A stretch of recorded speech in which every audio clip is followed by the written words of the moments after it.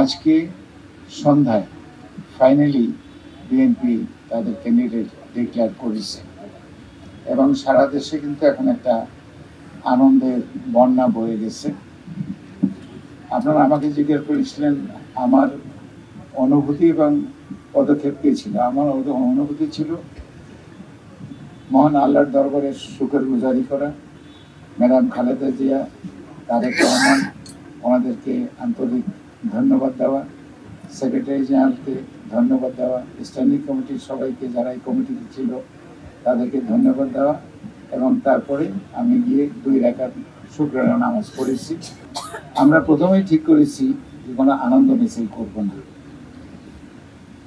2 নম্বরে আমরা ঠিক করেছি এখানে আমি ছাড়াও আরও কয়েকজন ক্যান্ডিডেট ছিল, তাদের সঙ্গে আমি অলরেডি যোগাযোগ করা শুরু করে দিয়েছি।